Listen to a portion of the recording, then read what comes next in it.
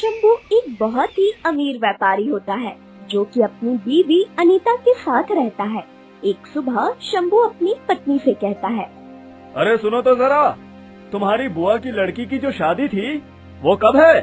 अगले महीने है। क्या हुआ? आप तो मना कर रहे थे, अब अचानक से पूछ क्यों रहे हैं? अरे मैं तो बस इसलिए पूछ रहा हूँ कि हम शादी में जाएंगे तो तैयारी भी तो करनी पड़ेगी ना। बिना किसी तैयारी के कैसे चले जाएंगे? वैसे तो लगभग सारी तैयारी हो गई है, कपड़े तो है ही हम दोनों के पास। हमारे कपड़े की बात नहीं कर रहा मैं। अरे शादी में जाएंगे तो कुछ देना भी तो होता है ना। वैसे चलो छोड़ो, अभी तो काफी समय है, मैं खुद ही चला जाऊंगा और कुछ सोने का देख लूंगा। लड़की की शादी में कुछ अच्छा ही देना चाहिए। जैसा आपको ठीक लगे। अच्छा बताओ, खाने में क्या बनाऊं मैं? अरे कुछ भी बना लो, मुझे तो तुम्हारे हाथ का सब कुछ ही पसंद है। दोनों पति पत्नी इसी तरह बात करते हैं और खाना खाने के बाद वो दोनों आराम से सो जाते हैं। इसी तरह उनकी जिंदगी काफी अच्छी चलती रहती है और ऐसे ही कई दिन निकल जाते हैं। कुछ दिन बाद शंभू अपने कमरे में जाता है और तिजोरी खोलता है। तिजोरी को देख शंभू बहुत हैरान हो जाता है और खुद से कहता है, अरे ये कैसे हो गया? मेरा इतना कीमती संदूक तिजोरी में नहीं है। संदूक चोरी तो नहीं हो गया? अरे कोई है? यहाँ आओ सब, मेरा संदूक चोरी हो गया। शंभू की आवाज सुनकर वहाँ शंभू की पत्नी और उसके घर में काम करने वाला दीपक रसोइया वहाँ आ जाता है। क्या हुआ मालिक? आप इतनी जोर से क्यों चिल्लाए? सब ठीक तो है ना? हाँ, आप इतनी जोर से क्यों चिल्लाए? ऐसा भी क्या हो गया? सब ठीक तो है ना? अरे कुछ भी ठीक नहीं है। मेरी तिजोरी से संदूक गायब है। कहाँ गया संदूक? मेरे लिए वो संदूक बहुत कीमती है। जिसने भी यहाँ से संदूक उठाया है ना, वो खुद ही बता दे मुझे। मालिक मैंने तो कुछ नहीं किया, मैं तो आपके कमरे में आया तक नहीं था, फिर भला मैं कैसे संदूक उठा सकता हूँ? मेरा विश्वास कीजिए मालिक, मैंने कुछ नहीं किया है।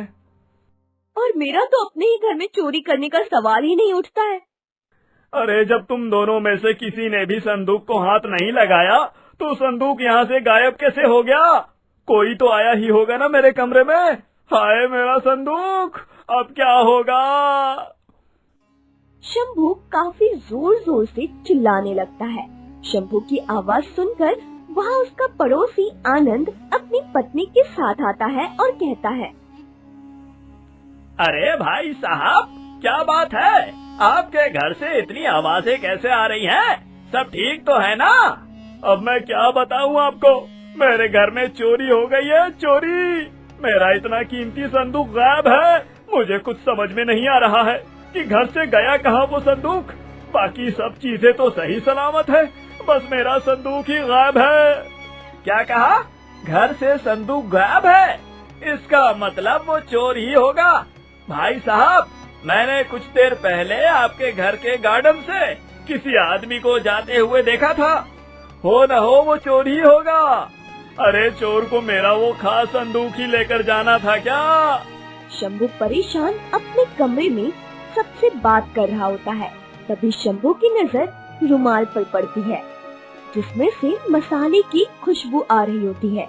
उस रुमाल को देखकर शंभू कहता है, अरे दीपक, तुम तो कह रहे थे कि तुम मेरे कमरे में ही नहीं आए, तो फिर तुम्हारा ये रुमाल मेरे कमरे में क्या कर रहा है? झूठ तो बोलना ही मत, क्योंकि इस रुमाल से मसाले की खुशबू आ रही है। मालिक, आप गलत समझ रहे हैं, मैंने कुछ नहीं किया। अरे अगर तुमने कुछ नहीं किया तो तुम्हारा ये रुमाल यहाँ कैसे आ गया? उड़ के तो नहीं आ गया होगा ना? तुम ही तो लेकर आए होगे इसे। तो बताओ ना कि तुम्हारा ये रुमाल मेरे कमरे में क्या कर रहा है? मालिक, कल रात से ही मुझे ये रुमाल नहीं मिल रहा था और शायद कल रात को जब मैं आपको खाना देने आया था ना, तब ये यहीं पे रह गया होगा। मैं बिल्कुल सच कह रहा हूँ मालिक, आज मैं आपके कमरे में आया ही नहीं था।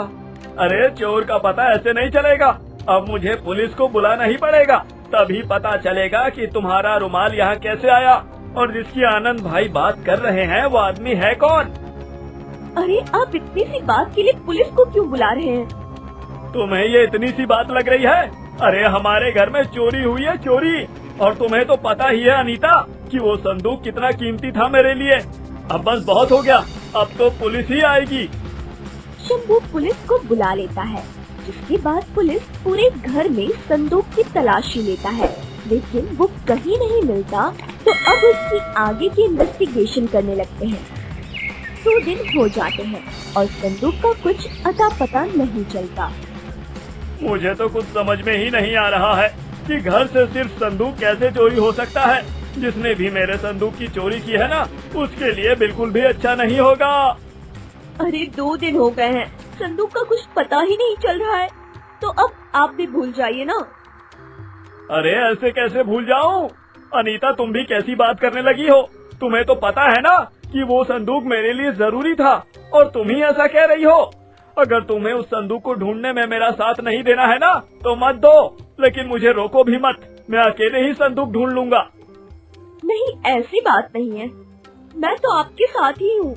वो तो बस मैं इसलिए बोल रही हूँ क्योंकि आप संदूक को लेकर बहुत परेशान हैं और मुझसे आपकी परेशानी नहीं देखी जा रही। आप चिंता मत करो, वो संदूक जल्द ही मिल जाएगा। अरे मुझे बस एक बार पता चल जाए कि आखिर चोर है कौन, फिर तो मैं उस चोर का वो हाल करूँगा ना कि जिंदगी भर वो खुद ही पछताएगा। शंभू काफी परेशान था, लेकिन चोर का कुछ भी पता नहीं चल पा रहा था। कुछ दिनों बाद शंभू गुस्से में पुलिस के पास जाता है और पुलिस से कहता है, आप लोग अपना काम कर भी रहे हो या बस हाथ पर हाथ रख के आराम से बैठ गए हो? अरे आप ऐसे कैसे बोल रहे हैं कि हम बस हाथ पे हाथ रख के बैठे हैं? हाँ, क्योंकि मुझे ये बोलने का मौका आप ही दे रहे हैं। अरे इतने दिन हो गए, ना अब तक मेरे संदूक का पता चला है और ना ही उस चोर का। आप अपना काम ध्यान से नहीं कर रहे हैं। देखिए, मुझे पता है कि आप अपने संदूक को लेकर परेशान हैं, लेकिन हम अपना काम कर रहे हैं।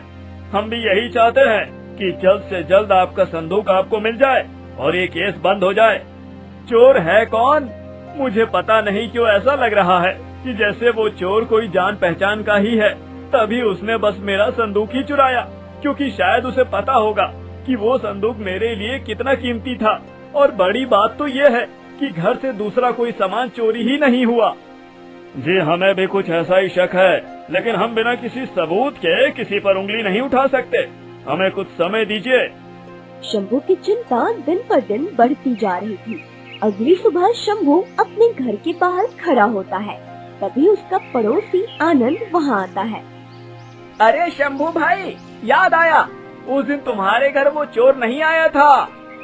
अरे उस दिन तो आप कह रहे थे कि मेरे घर पर चोर आया था, और अब आप अचानक से मना कर रहे हैं। अरे आपको तो पता ही है कि मुझे भूलने की बीमारी है।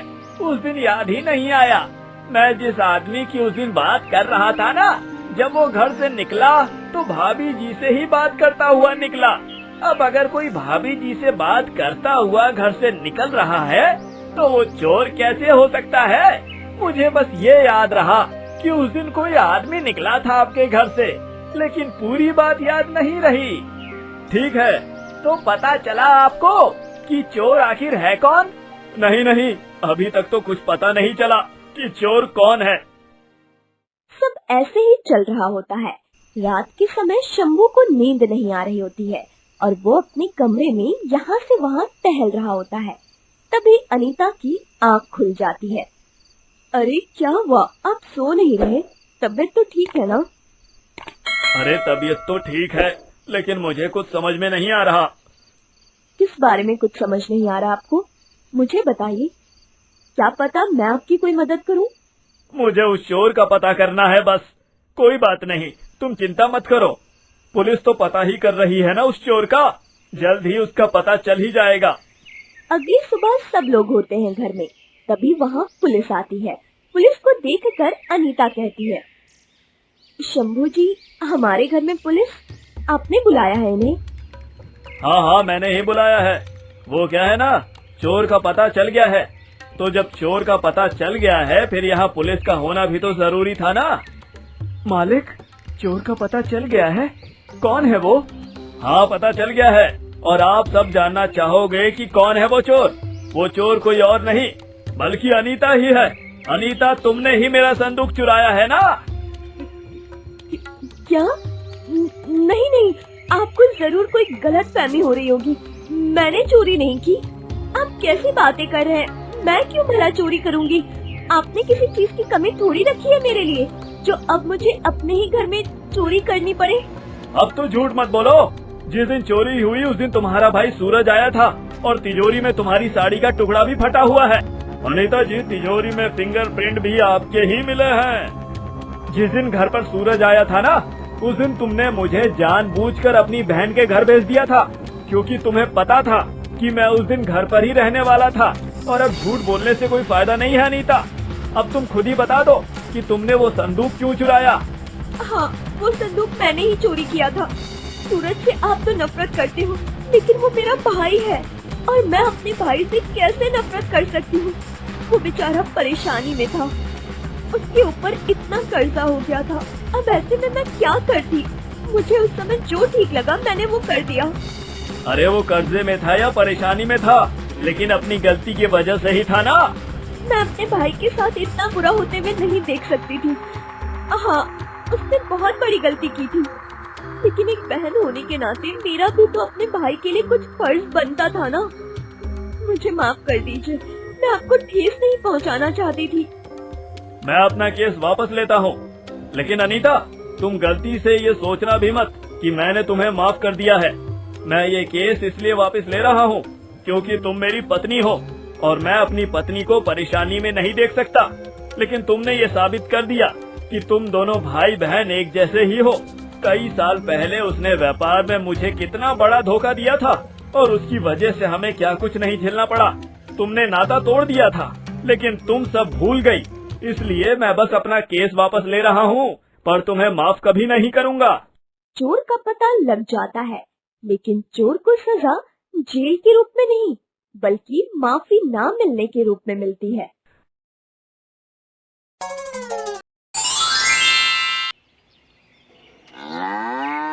भूमिगढ़ गांव में छोटू नाम का एक चोर होता है, जिसकी चोरियां बहुत ही मशहूर होती है, क्योंकि वो हमेशा ही पकड़ा जाता है। एक शाम राजन नाम का आदमी काफी पैसे लेकर घर जाता है। अरे सुनती हो, ये लो, और इन पैसों को संभाल कर रख देना। अरे बाप रे, इतने सारे पैसे! आप इतने सारे पैसे कहाँ से लाए हो? क्या कहाँ से लाया हूँ? अरे मेहनत की कमाई है। आज हमारी फसल अच्छे दाम पर बेच दी मैंने और ये पैसे वहीं से मिले हैं। ये तो बहुत अच्छी बात है। अच्छा सुनिए ना, इनमें से कुछ पैसे मैं अपने मायके भेज दूं? वो क्या है ना, मेरे भाई ने नया काम शुरू किया है तो उसे मदद हो जाएगी। मैं यही सोच रहा था कि अब तक तुमने कुछ भी कहा क्यों नहीं। कहीं पैसे भेजने की जरूरत नहीं है। मैं इतनी मेहनत से पैसा कमाता हूँ और तुम सब अपने मायके भेज देती हो। जाओ, इन पैसों को संभाल कर रख दो। खिड़की से छोटू चोर ने उनकी सब बातें सुन ली होती है।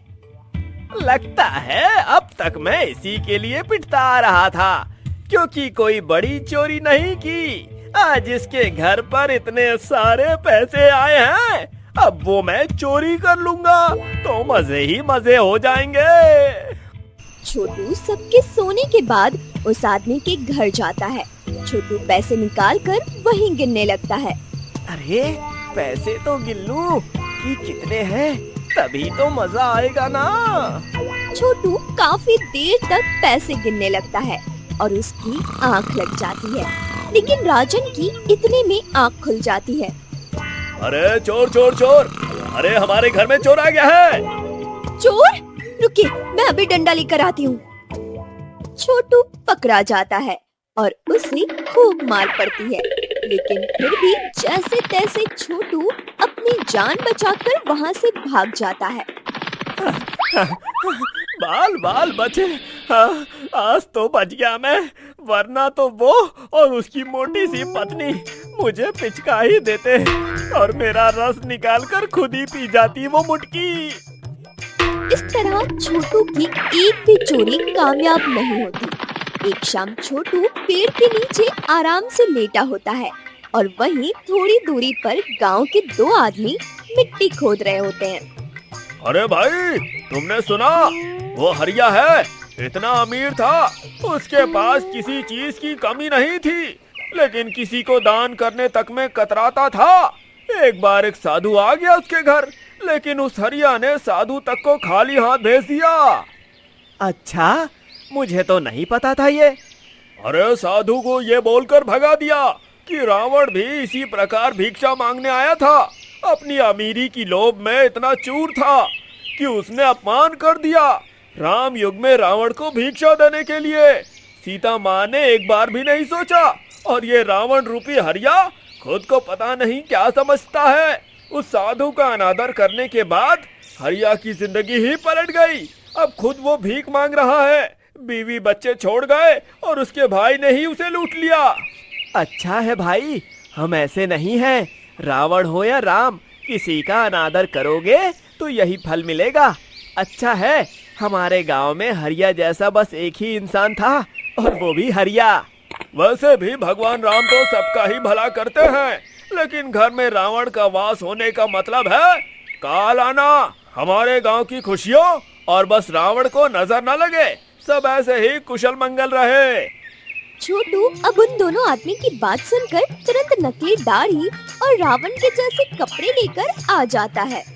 अरे रावण का युग तो तब भी था और अब भी है, बस बात इतनी सी है कि रावण बदल गया है।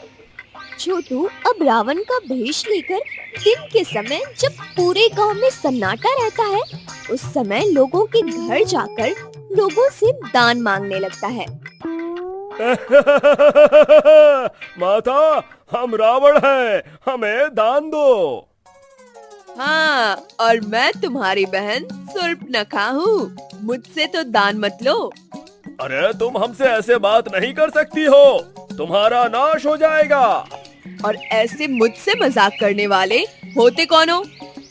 तो ठीक है, यदि तुम्हें ऐसा लगता है कि हम रावण नहीं हैं, तो कोई बात नहीं। अब तुम्हें और तुम्हारे पूरे परिवार के जीवन में जो भी कुछ होगा, उसका दोषी मुझे मत ठहराना। क्या क्या मतलब है आपका? हमारा यही मतलब है कि तुमने हमारा अपमान किया है, तो अब तुम्हारी आने वाली पीढ़ियां भी सुख से नहीं रह पाएंगी। तुम्हारे जीवन में बुराई और परेशानियां इतनी बढ़ जाएंगी कि तुम्हें अपने जीवन से प्यार ही नहीं रहेगा। नहीं नहीं, ऐसा बिल्कुल मत करो, मुझसे बहुत बड़ी गलती हो गई। मैं आपको पहचान नहीं पाई, मुझे माफ कर दो। बोले हुए कटु वचन वापस नहीं होते। तुमने बिना सोचे समझे हमें ललकारा है। नहीं, मैं अपनी गलती मान रही हूँ, आप मुझे माफ कर दीजिए। अब गलती तो हर किसी से हो जाती है ना, मैं अपनी गलती को सुधारूंगी। आप बस मुझे माफ कर दीजिए। ठीक है, फिर यदि तुम्हें अपनी गलती पर पछतावा हो रहा है और तुम हमसे माफी मांग रही हो, तो हम तुम्हें अवसर देते हैं अपनी गलती सुधारने का। तुम्हें दान में अपनी सबसे कीमती चीज हमें देनी होगी, अन्यथा तुम्हारा बुरा समय शुरू हो जाएगा। नहीं, आप ऐसा मत कीजिए, मैं अभी जाकर अपनी सबसे कीमती चीज लाकर देती हूँ। गांव के लोगों में अब रावण का डर बढ़ता जा रहा था और छोटू लोगों के अंधविश्वास और डर का फायदा उठाता जा रहा था। कुछ दिनों बाद गांव में एक पर्यटक आता है। गांव का ये शुद्ध वातावरण कितना अच्छा लग रहा है। सही कहा था मेरे दोस्त ने कि मुझे कुछ समय गांव में जरूर बिताने चाहिए। पर्यटक अब गांव में घूमने लगता है, गांव के लोगों को समझने लगता है। एक शाम पर्यटक सुधा नाम की एक औरत को सब कुछ रावण को दान करते हुए देखता है। आप सब लोगों को कोई जरूर पागल बना रहा है। आज के समय में रावण बस हमारे मन में है और कहीं नहीं। आप सब लोगों को लूटने का ये नया तरीका है, क्योंकि आप सभी लोग उसकी बातों में आसानी से आ रहे हो। अरे भाई, आप कौन हो और ऐसे क्यों बोल रहे हो? वो रावण है। अगर उन्हें पता चला कि आप उनके बारे में ये सब बोल रहे हो, तो तुम्हारे लिए बिल्कुल भी अच्छा नहीं होगा। और तुम्हारी वजह से हम सब के लिए भी मुसीबत खड़ी हो जाएगी। तुम गांव में नए हो, तुम्हें गांव के बारे में कुछ भी नहीं पता है, इसलिए तुम हमें कुछ मत ही बताओ। अरे आप लोग मेरी बात समझ क्यों नहीं रहे हो? मैं जरूर इस गांव में नया हूँ, लेकिन मैं ये सब अच्छे से समझ रहा हूँ। आपकी भावनाओं के साथ खेला जा रहा है। आपके अंधविश्वास का फायदा उठाया जा रहा है। आप सब लोग मेरी बात मानिए और उस ठग को कुछ मत दीजिए। अरे भाई लोग, आप भी किसकी बात सुन रहे हो? इसका तो कुछ जाएगा ही नहीं। लेकिन हम सब तो अच्छे से जानते हैं ना कि वो रावण ही है, और रावण के खिलाफ कुछ भी इसने कहा है, लेकिन भुगतना तो हम सबको पड़ता है। इसलिए इस आदमी की बातों पर ध्यान मत ही दीजिए। गांव का कोई भी उस पर्यटक की बात को महत्व नहीं देता और छोटू गांव के लोगों को लूटता रहता है। छोटू अब भेष बदलकर और फिर दिन के समय गांव में निकलता है। दान दे पुत्री, दान दे। माफ करना रावण जी, अभी मेरे घर पर कुछ भी नहीं है। मुझे 2 दिन का समय दीजिए, मैं आपके लिए व्यवस्था करवा दूंगी। इसका मतलब है कि हमें यहाँ से खाली हाथ जाना पड़ेगा। हमारा अपमान होगा। नहीं रावण जी, मैं आपका अपमान नहीं कर रही हूँ, लेकिन कुछ समय से हमारे घर की हालत बिल्कुल भी ठीक नहीं चल रहे। मेरे पति को खेती में भारी नुकसान हुआ है, हम कर्जे में डूबते जा रहे हैं। यदि हमें कोई खाली हाथ भेजता है तो उसके घर से सुख समृद्धि भी चली जाती है, किंतु ये हमारा किया हुआ नहीं बल्कि तुम्हारा किया हुआ है। नहीं रावण जी, ऐसा बिल्कुल मत कीजिए। वैसे भी हमारे सर पर मुसीबतों का पहाड़ टूट गया है। आप निराश होकर मत जाइए। हमें निराश किया जा रहा है, जिसका परिणाम बिल्कुल भी अच्छा नहीं होगा। मुझे थोड़ा सा समय दीजिए। मेरे बेटे की पढ़ाई के लिए जो कुछ भी जमा किया था, मैं अभी वो ला कर देती हूँ। बस आप निराश होकर मत जाइए। लोगों की मजबूरी में भी छोटू बस अपना फायदा देख रहा था, लेकिन छोटू को ये नहीं पता था कि गांव में आए पर्यटक की छोटू पर नजर होती है। इस बार तो मैं गांव वालों के सामने इसका पर्दाफाश करके ही रहूंगा। ये गांव वालों को लूट रहा है और उनके मन में डर बढ़ता जा रहा है। लेकिन अब और नहीं, गांव वालों के मन से मैं इस रावण का डर दूर करके ही रहूंगा। पर्यटक छोटू का पीछा करता रहता है। अब दशहरे का दिन आ जाता है। गांव पूरा सजा होता है, झूले लगे होते हैं, रावण तैयार किया जाता है जलने के लिए। अरे भाई, इस बार रावण को जलाएगा कौन? अगर हमने रावण को जलाया और फिर रावण वापस आ गया, हम सबकी खुशियों पर नजर लगा दी फिर? नहीं, हम लोग रावण को नहीं जला सकते। सही कह रहे हो भाई साहब आप।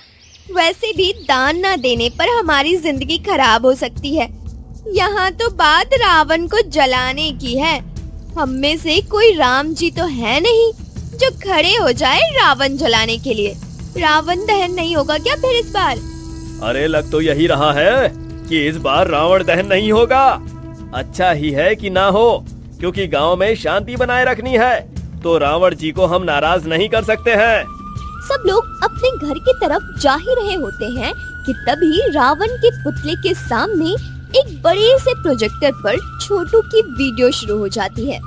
अरे ये तो वही चोर है ना, जो हमारे गांव में बार बार चोरी करता है और हर बार पकड़ा गया है। इसका मतलब यही रावण का भेष लेकर आता था अब तक और हमें डराकर दान मांगता था। हाँ, ये वही है। मैंने आप सबको समझाया था कि कोई आपको लूट रहा है रावण के भेष में। आप सबने मेरी बात पर यकीन नहीं किया, इसलिए मुझे उस छोटू के अड्डे पर जाकर ये वीडियो बनानी पड़ी। इसने रावण का भेष लिया और लगभग गांव के हर घर में जाकर दान मांगा है। हाँ, इसका मतलब आप सही कह रहे थे। इस चोर ने हम सबको पागल बनाया। इसे तो हम लोग नहीं छोड़ने वाले। मुझे माफ कर दो, मैंने जो भी किया वो बस अपनी लालच में आकर किया। लालच में आकर किया है तो ये क्यों नहीं पता कि लालच का फल कभी मीठा तो हुआ ही नहीं। भाई लोग, देख क्या रहे हो? इसको इसकी लालच का फल तो देने आओ। सब लोग मिलकर छोटू को बहुत मारते हैं और छोटू को कारावास की सजा दिलवाते हैं। इस दशहरा रावण का दहन हुआ है। असली रावण जिसका पुतला बना है और वो नकली रावण जो हमारे घरों में दान मांगने आता था, वो अपनी जगह गया है। आप सब लोगों को अंधविश्वास नहीं करना चाहिए, क्योंकि पागल बनाना कितना आसान है ये तो सबने देख ही लिया। इसी के साथ पूरे गांव को सबक मिलता है और दशहरा सब लोग बहुत ही धूमधाम से मनाते हैं।